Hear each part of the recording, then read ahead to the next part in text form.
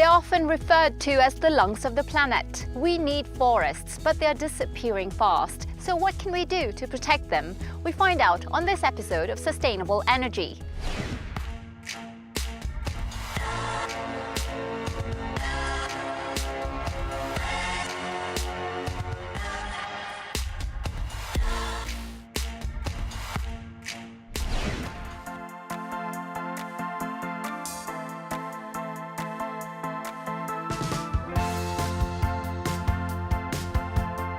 And welcome to Nofla, just 100 kilometers west of Paris. I'm Asha. I've come here to get one expert's opinion on sustainable forest management. I'll be meeting Stéphane Allaire, who runs Reforest Action, a social enterprise driving worldwide reforestation projects. Also coming up on the show. We do a global tree count and show you why looking after our forests is crucial. Then we take a look back at some of the buildings we've featured in this series, putting sustainably sourced wood and urban forests at the heart of their projects and meeting the architects behind the designs. We've been, since our inception, 100% committed to the idea that what we build should be pushing towards carbon neutrality or even carbon positive. And we take you to the heart of France's national park to look at how the French government is protecting its natural forests. We have very beautiful forests, lots of biodiversity.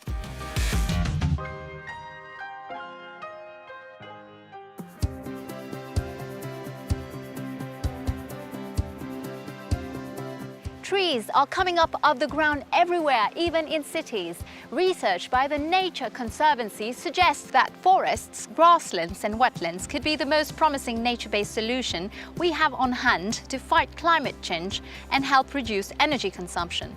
And there are many more reasons why we should protect them. Forests cover nearly a third of the planet's land surface. They're estimated to support the lives of 2.4 billion people, with wood as a product and as an energy source. Maintaining them can capture and store carbon dioxide from the atmosphere and help communities mitigate flooding and dry spells driven by climate change. They can also improve air quality in our big cities, are essential for sustainable agriculture, food security and drinking water, and, says the FAO, ensure economic prosperity of rural areas. So healthy forests are key to making our future more sustainable. But forests are shrinking even if their decline has slowed down in recent years. 4.7 million hectares of forest were lost every year between 2010 and 2020. Worryingly, the world's undisturbed primary forests have decreased by 81 million hectares since 1990. That's a greater landmass than the whole of Mozambique. Deforestation, be it for agriculture, wood harvest or infrastructure expansion, causes up to 20% of worldwide greenhouse gas emissions each year. And right now, not even a fifth of the world's forests are protected. Many of them lack long-term, sustainable management plans. To protect our forests, the UN recommends we change the way we produce and consume food, grow forests to help address development issues, climate change and food security, and restore those that have been damaged or destroyed.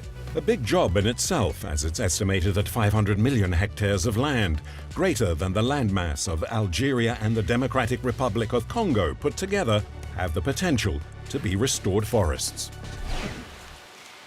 France is one European country leading the way on sustainable forest management. French forests cover 31% of France's landmass, making it the fourth most forested country in the European Union after Sweden, Finland and Spain. One man who's changed his career and life around to plant new forests is Stéphane Allaire, the founder of Reforest Action. I'm on my way to meet him at one of the projects he's launched. Hello Stéphane, thank you for joining us on Sustainable Energy. We're standing today on a land that you've reforested. Can you tell us a little bit about this specific project? Yes, this forest used to be a poplar tree forest, a damaged one. So what we did 4 years ago is we removed the trees and we planted a diverse forest made of oak trees, as we can see all around us, here and there. But also chestnut trees a bit further, and wild cherry trees. They make a diverse forest, and the diseases, the storms, the wildfires make slow progress in a diverse forest. as opposed to a more unique species ones, like this one. Right. UN figures show deforestation isn't as bad as it was in the 90s. Has it improved everywhere? Well, the global figures show that, but deforestation is still a huge issue that we still have to face, because in Amazonia, in Africa, in Indonesia, deforestation is bad. So we can act in different ways against deforestation. In our daily lives, with our daily behavior, the way we eat food, the way we buy wooden products, we can fight deforestation. Some type of reforestation helps fighting deforestation. Planting forests have a direct impact on native forest, because when you plant a tree that will be cut in 10, 15 years, 50 years from now, well, it's a tree that will not be cut in a native forest. What threats would you say are forests most exposed to today? There are different types of threats for forests, depending where you are.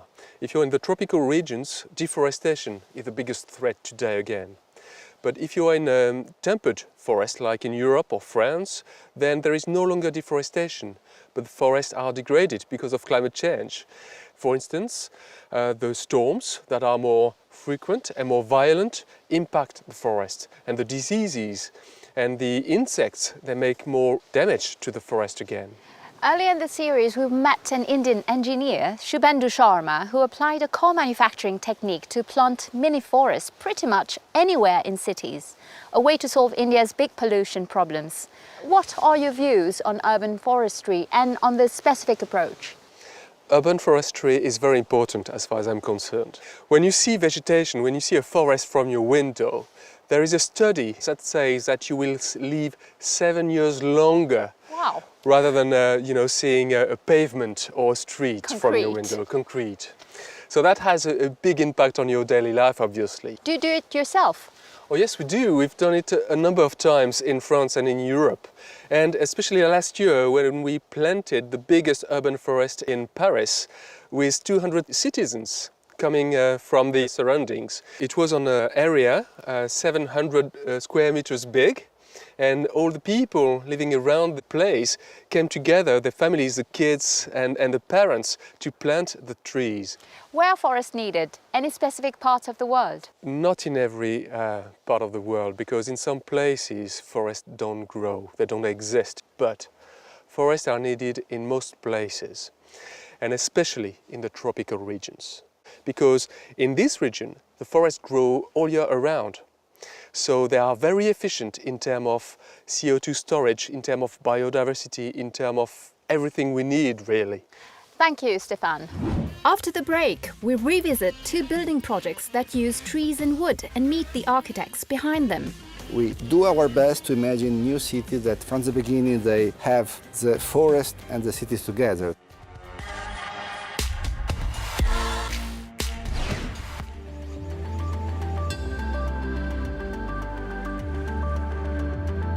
Welcome back to Sustainable Energy. Today we're looking at the role of trees to reduce greenhouse gas emissions. We heard earlier about how to grow sustainable forests. But could wood be a sustainable building material in the construction sector? After all, it's one of the world's biggest polluters. Over this series, we've met architects who think it might be the answer. Take a look.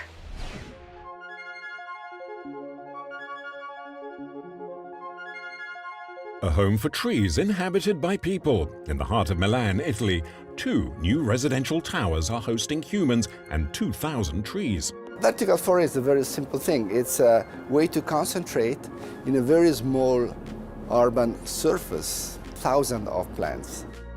Architect Stefano Boeri drew inspiration from the fabled Hanging Gardens of Babylon, and he teamed up with engineers, botanists and ethnologists to make this green dream come true.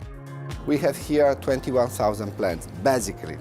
So it's equivalent of 3 hectares, 30,000 square meters of a real forest in a very small surface of a super dense urban environment. According to the European Forest Institute, cities consume 2/3 of the world's energy and create 2/3 of the world's greenhouse gas emissions.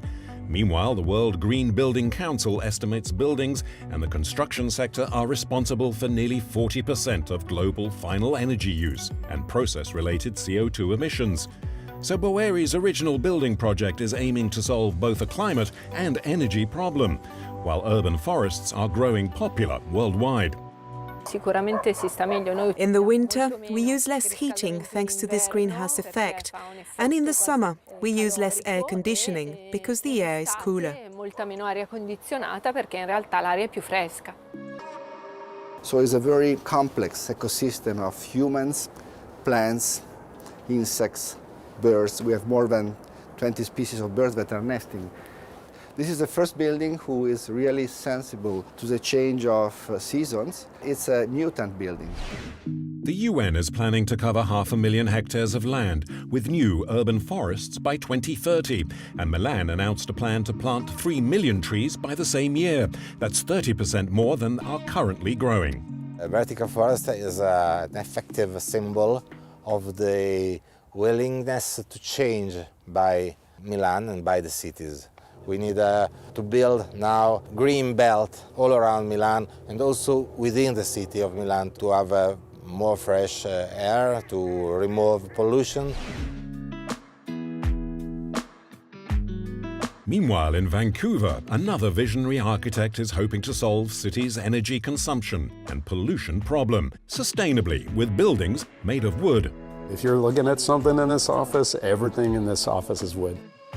We've been, since our inception, 100% committed to the idea that what we build should be pushing towards carbon neutrality or even carbon positive, meaning we store more carbon in the building than we're using to make the building. Wood is an insulator as compared to steel and concrete, which are highly conductive materials, so it actually resists the amount of movement of heat, either from outside in a hot climate or from inside out in a cold climate. But for wood to be used as a sustainable material, Michael Green says it must be sourced sustainably. His studio uses old or dead wood, and he built this tower, the first modern tall wood building in the United States, with trees killed by the mountain pine beetle. Forestry is a complicated animal in different parts of the world, but when we get it right, meaning we're replanting, we can actually create a harmony where we're growing more trees, young trees are sequestering carbon faster than old trees, and we can actually create a cycle of planting trees and using wood that actually captures more carbon than if we just left the forest as a native forest. For this building, Michael's team used cross-laminated timber. It's made of small pieces of wood glued together at right angles to form giant wooden panels, 10 feet wide and up to 60 feet long. It's an increasingly popular material around the world. By making them so big, it allows us to tilt up and build this building very quickly, very efficiently, and very robustly, which is what we want to do. It's a building that we want to last for centuries. Michael Green and Stefano Boeri are both campaigning for a more sustainable architecture, while Green lobbies local governments around the world to try and change their perception of tall wood structures. Boeri continues to work on smart city projects that make more space for trees. We do our best to imagine new cities that from the beginning they have the forest and the cities together, so the living nature together with human behaviors. Building codes are changing to allow us to build really tall wood buildings. That's a big game changer. These are the things that we need to see happen in order for us to change the way we build and start to address this climate crisis that we're all ultimately in.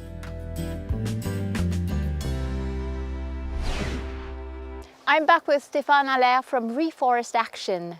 So some really nice building designs that we're seeing here using wood and even trees. So what are the conditions for this wood-based model to work and be truly sustainable? Well, to be truly sustainable, they need to use trees produced locally, ideally, and in sustainable managed forests. We need to be very cautious of not destroying forest to build houses or buildings. If we build every single house in wood, the forest may not be sufficient to provide the wood. FAO figures show that 1/3 of the world's 60,000 different species of trees have been placed on the red list of endangered species. What is currently being done to save them? A number of things. First of all, laws are reinforced to fight illegal logging. which is a huge issue in Africa, South America and Asia especially. But also everybody pays more attention to the label. When you buy labeled wood, that fights deforestation and that protects endangered species.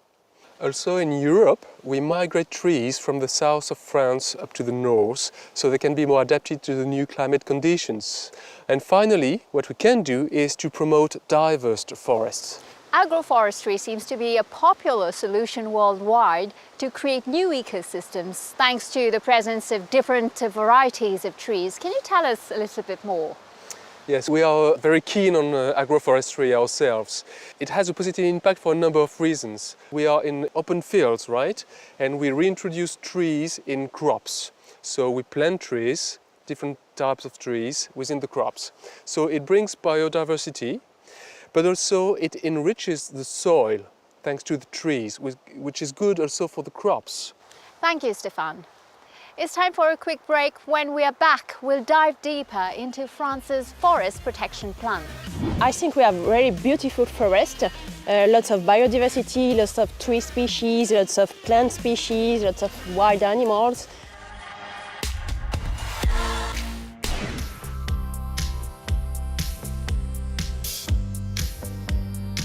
Welcome back to this episode of Sustainable Energy. Today we're looking at how forests are helping us address global climate challenges and how we can protect them.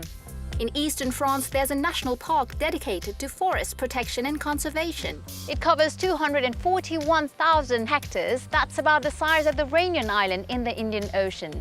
In certain parts, local farmers have agreed not to disrupt the forest ecosystem for it to continue to grow naturally.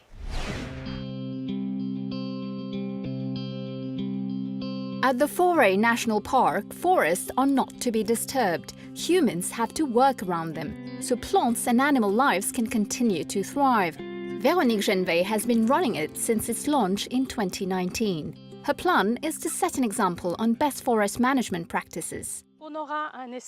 This space is dedicated to knowledge. It's an outdoor laboratory to study forests, to look at how they evolve naturally and how climate change affects them. And that knowledge will then be used to better understand the development of the forest. The park is a national project managed by Véronique's team in the National Forest Office, the ONF, a government agency who runs state-owned forests. Zoé Lefort's job is to ensure that the park follows the ONF regulations. What is so special here? I think we have very beautiful forest, lots of biodiversity, lots of tree species, lots of plant species, lots of wild animals. Further away in the forest, a team of forest rangers are marking trees. Some of them will be cut and sold. Others must be preserved. Hi. So what are you doing here? I'm doing an inventory on groups of trees that are 60 centimeters large and more. So I'm going to mark this one. Jean tells me the reason he's marking this thin hornbeam is because it's getting in the way of a nearby oak tree, and oaks produce better quality wood. A few meters away, the team leader Stéphane shows me how tree marking works with larger trees. Those ones will be chopped for money using a special hammer stamped by the ONF. Is this okay, the right position, so I hit like this? Perhaps you should get a little closer to the tree.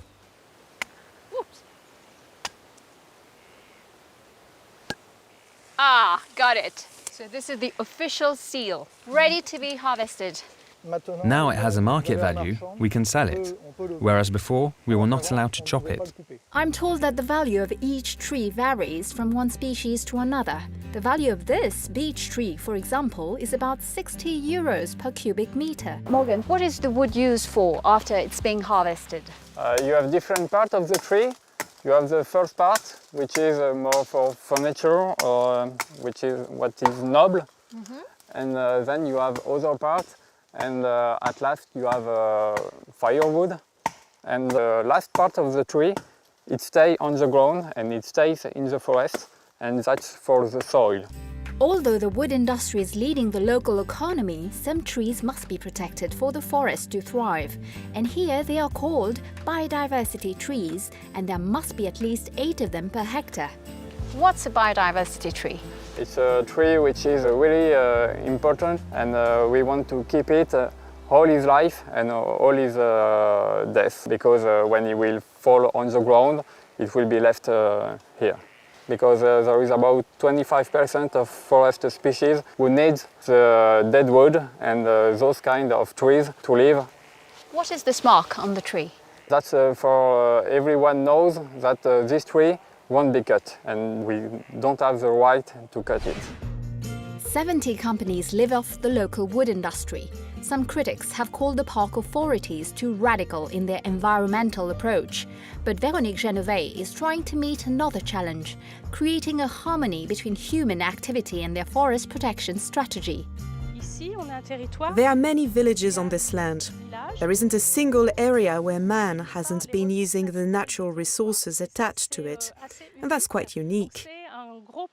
So it's a big project that will span over 15 years and that includes a whole bunch of regulations on various fairly classic rural themes.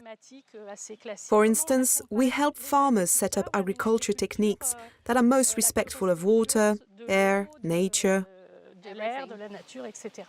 Véronique and the Forêt National Park team are promoting a multifunctional forest management approach, one that takes into consideration its environmental and economical value, its touristic appeal and its utility as a source of sustainable energy.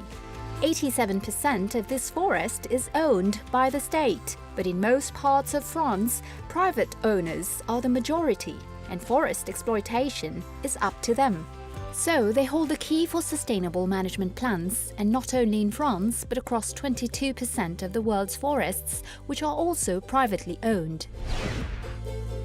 Many forests across France and Europe are privately owned. How do you convince owners of the benefits of protecting their woods? In France only, forests are owned by more than 3 million people. And they have very small parts of forest in most cases. But it's very important that they take care of their forest, because these forests will store CO2 emissions, will generate oxygen, they will filter water, they will retain the soil, and all these benefits, all these services, they are valued by scientists at 1,000 euros per hectare per year. So they provide a huge value for the society, so they need to take care of that. What sort of public action is needed for forests to be better protected? They're very simple. Public actions need to take place to fight deforestation, stop deforestation. Every single forest needs to be sustainably managed. But also, they need to promote reforestation at a large scale, because today we need to restore forests. Stéphane, together we've talked about reforestation, forest conservation and agroforestry. What are your hopes for the future of forests in the world? Well, I've got great hopes. I believe that people start understanding the importance of forest in our daily lives. And this is the entry point for a better future, for us and for forests. We need companies and individuals to support reforestation. So they can do that by financing a project of their heart, but they can also come in the field and plant trees themselves. Thank you, Stéphane, for showing us the way and for sharing your views on growing and protecting forests. Thank you, Asha.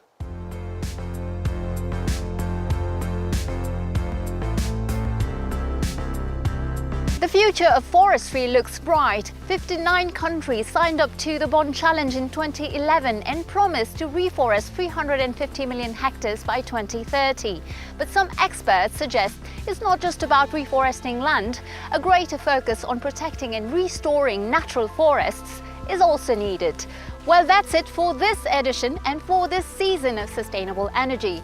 This year we've traveled the world to meet scientists and project leaders who use nature-based solutions to make the planet more sustainable. And it's been a pleasure to share this journey with you. As always, you can comment on our program or share your story about sustainable energy on Twitter at CNBC Energy. We'd love to hear from you. Take care of yourselves. Until next time, goodbye.